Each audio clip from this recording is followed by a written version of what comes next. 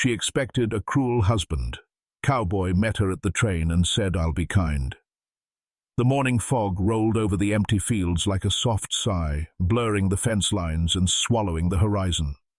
A distant whistle echoed through the valley, lonely and long, before silence returned to the dirt road that led to the town's small, forgotten train station. James stood alone at the edge of the platform, his hat low, hands in his coat pockets, dust gathered around his boots. He hadn't shaved.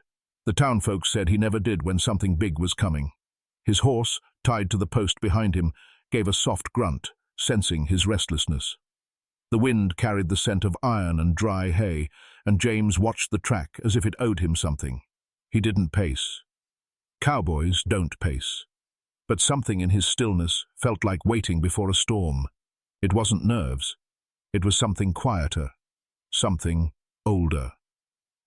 The train hissed into view like a secret trying not to be heard. Its metal frame groaned against the morning quiet, wheels squealing gently as it slowed. One by one, the cars passed until it stopped, and the doors opened with a click that felt final. People stepped off. A mother and her boy, a man in a suit too clean for this town, a preacher holding a worn-out Bible. Then, at the far end, a young woman stepped down slowly. One bag, a stitched coat, a scarf too thin for the cold. Her eyes didn't scan the crowd. She didn't seem to expect kindness. She looked down, clutching the strap of her satchel, knuckles white. Her cheeks were flushed, but not from the chill. And when she finally raised her head, her gaze did not meet his. James stepped forward. One step, then another. He removed his hat. "You don't need to be afraid," he said softly. "I'll be kind."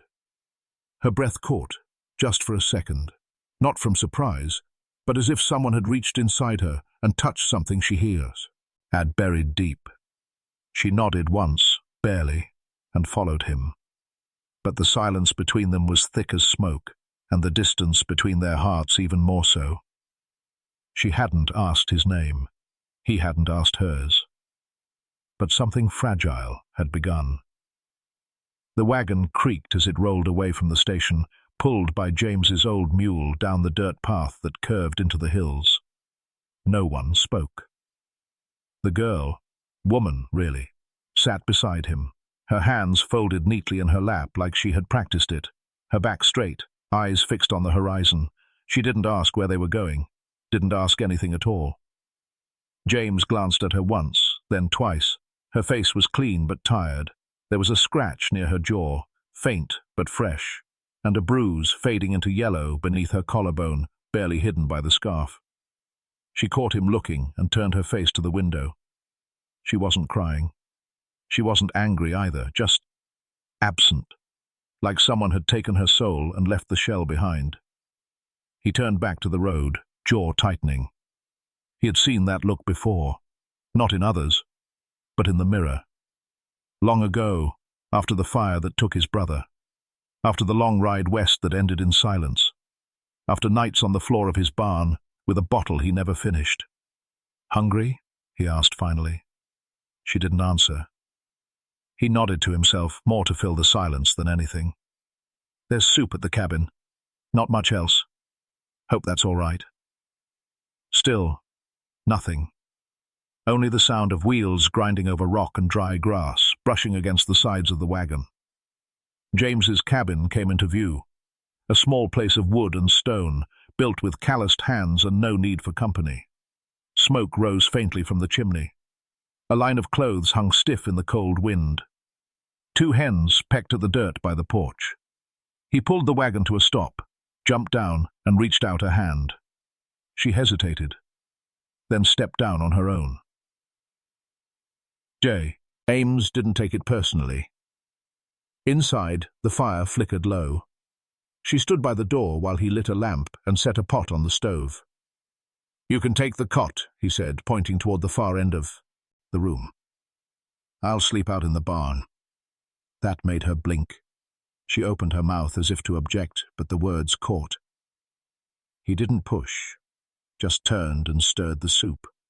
The scent of carrots and beans filled the room. Her stomach gave the faintest growl. James handed her a bowl. She took it. Their fingers brushed. She flinched. He stepped back. That was when he knew. Whoever had sent her, whoever had made her believe marriage meant punishment, had already broken more than just her trust. She didn't need a husband.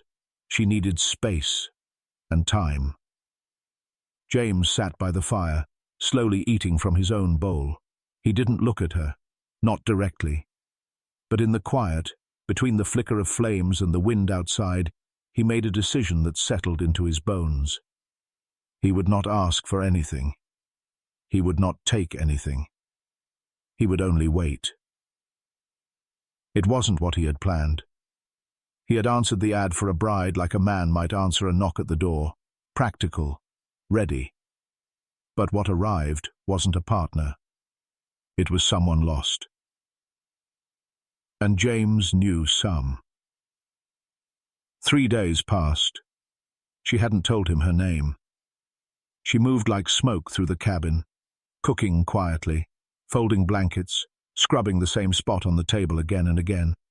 She didn't ask questions, but her eyes tracked every sound outside the window, every hoofbeat, every shadow that moved past the trees. James didn't press her. He worked in the field and kept to himself, left his rifle leaning near the door, not as a threat, but as a message. You're safe here. If anything comes, I'll handle it. On the 4th night, rain came heavy. Thunder cracked the sky open. James sat near the fire, sharpening a blade. She stood nearby, arms wrapped around herself, as if even indoors, the world could still hurt her. Then she spoke. My name is May. He didn't move. I wasn't supposed to make it here. James slowly set down the blade. My father. He hesitated, mouth trembling. He sold me to a man, a merchant, said I was no good at home, always in the way, said a girl's worth is in what she can earn.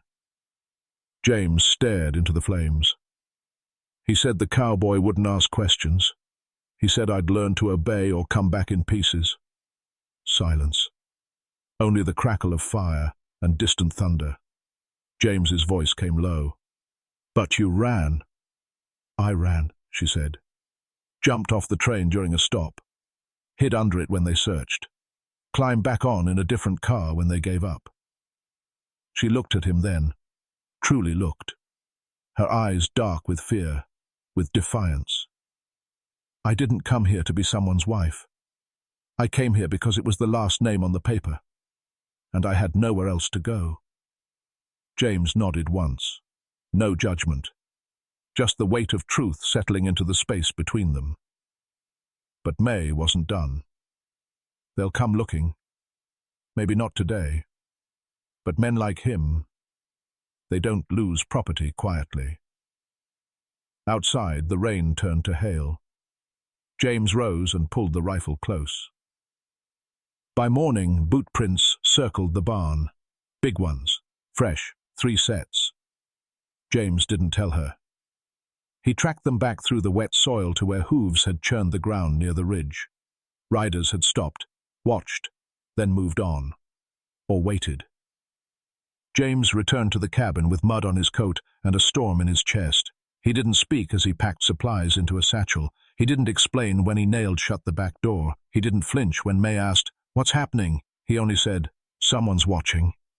Her breath caught. James met her eyes. "You can leave if you want. But if you stay, I'll fight for you." May stepped back, stunned. "You don't even know me." "I don't need to," he said. "I just need to know what I won't allow." She didn't speak again. But that night, for the first time, she locked the door from inside. Thing about being lost. The snow came early. It fell, softly at first, just a dusting across the field. But by nightfall, it had begun to bury the world in white. Everything slowed. The wind hushed. Even the birds stopped calling. Inside the cabin, May sat near the hearth, sewing the hem of James's coat. Her fingers worked fast, not with grace, but with survival, like someone who had mended more than clothes her whole life.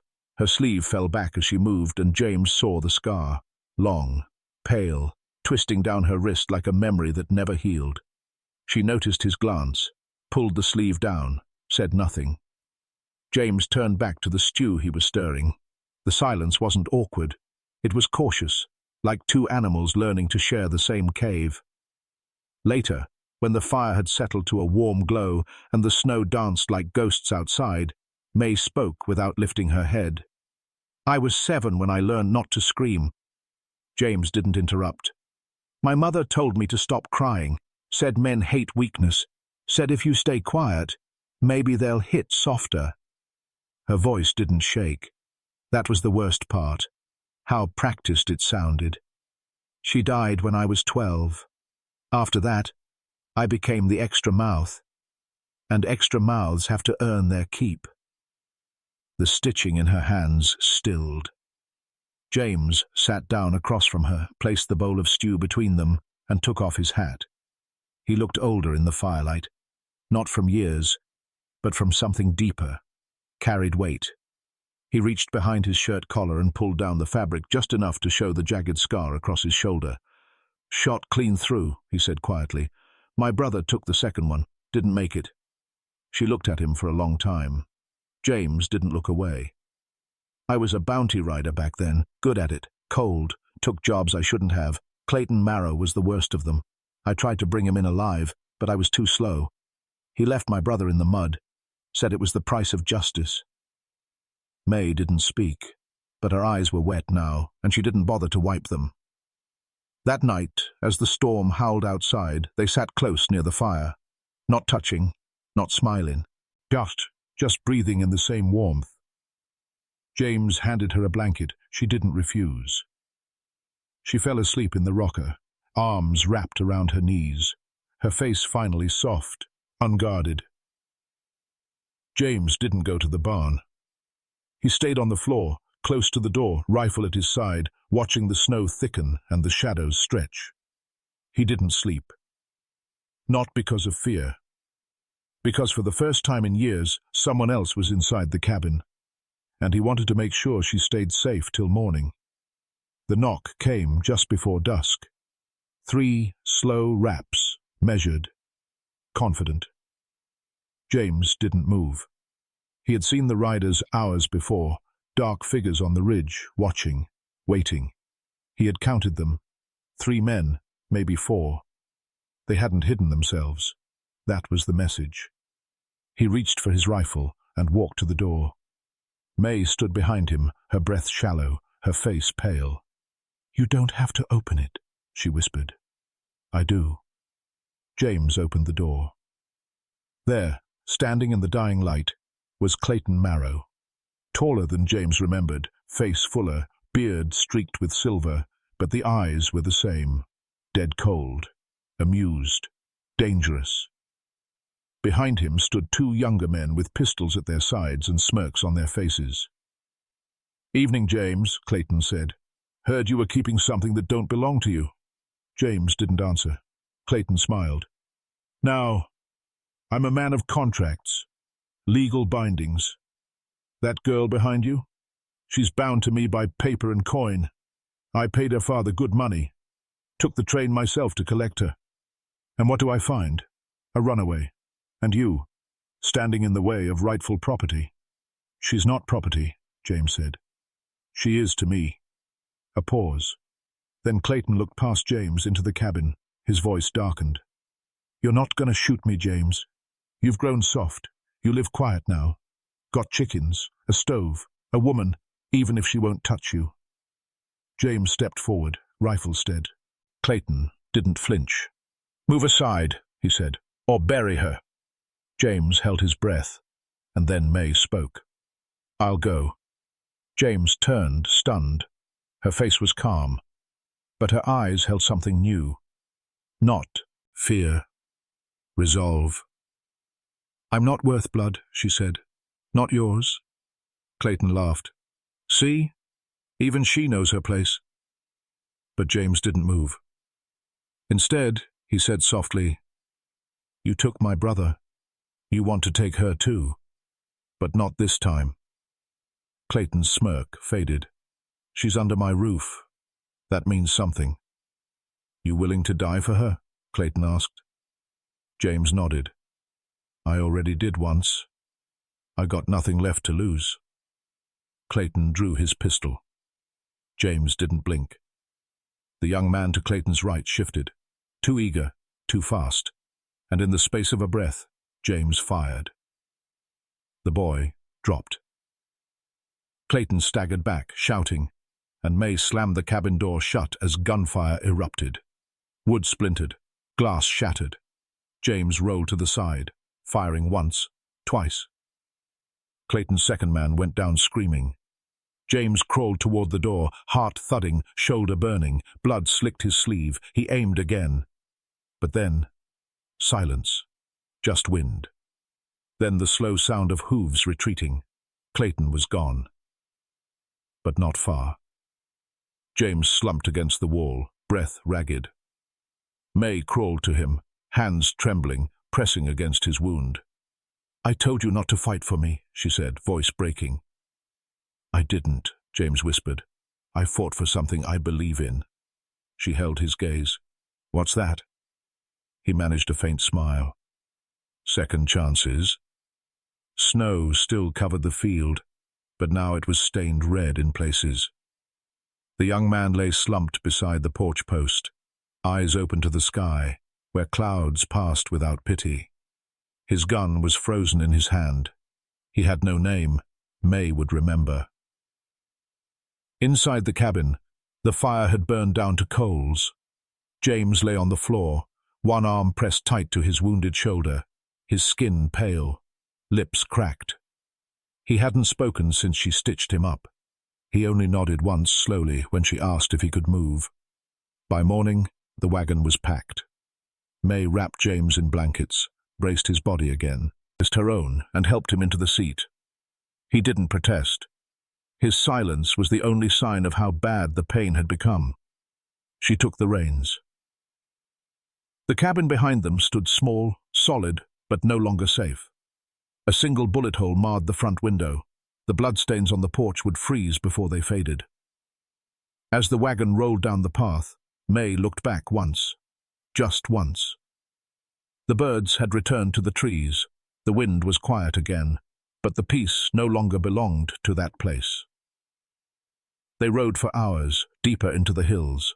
No plan, no destination, just distance. James slept beside her, his breath shallow, lips moving as if caught in dream or memory. She held the reins with one hand and gripped his wrist with the other, checking his pulse again and again. They stopped near a stream where the water still ran beneath a crust of ice. May built a fire, boiled what little herbs she had left, and pressed them to his wound. He stirred, groaned, but didn't wake. She watched him that night, chin on her knees, eyes wide open. There had been a time she believed all men wanted to hurt, to own, to crush. Then one stood bleeding between her and the man who once called her his property. That changed things. But the change came with cost. James might not make it. May wrapped his coat tighter around him, added wood to the fire, and then sat still, listening. Coyotes howled far off. The stars blinked above like they always had, distant and untouched. She didn't cry. Not yet. The next morning, she buried the boy from the gunfight, dug into frozen dirt with blistered hands, carved a marker with James's hunting knife, and laid a broken watch on the grave. She didn't know his name, but he had followed a man worth fearing. She whispered a quiet goodbye. Back at the stream, James stirred. His eyes opened, unfocused at first, then finding her face. She smiled, faint and tired. You sinked, Ayed? He rasped. She nodded. You bled? I stitched. Seemed fair. He tried to laugh. It came out as a cough. She handed him water and pressed a hand to his cheek. We can't go back, she said. No, he whispered, but maybe we can go forward. She looked at the fire, then the sky, then him, and nodded. Spring came slow that year. The thaw moved gently across the hills, turning ice to mist and snow to soft earth. Buds pushed through the branches. The stream ran clearer. Birds returned one by one. And in a small cabin tucked behind a thicket of dogwoods, far from the town, farther still from trouble, smoke curled steadily from the chimney. Inside, James sat at the table, whittling wood with one hand, the other still stiff from healing. His shoulder bore a deep scar now, crooked and pink, like a reminder etched by fire. He didn't speak much these days, but he smiled more. May hung laundry just outside, arms bare, hair braided down her back.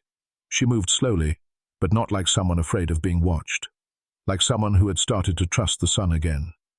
A hen clucked near her boots. She reached down, scooped it up, and laughed softly when it pecked her apron. The sound made James pause his carving.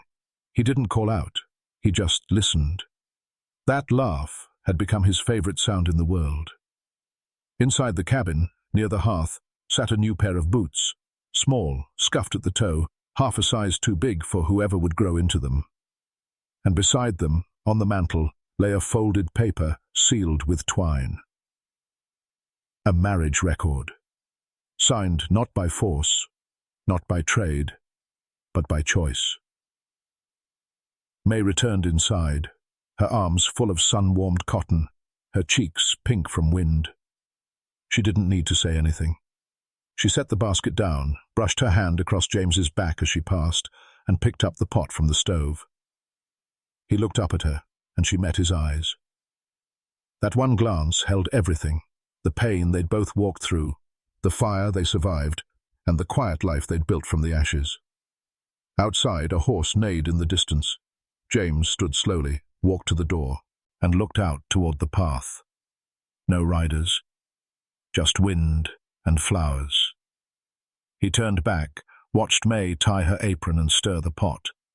She caught him watching, tilted her head, then smiled, soft, knowing. And he smiled back. Because there were no more threats now, just mornings like this, and the long, gentle work of healing. She had expected a cruel man, but instead found the kind of quiet that stitched broken hearts back together, one sunrise at a time.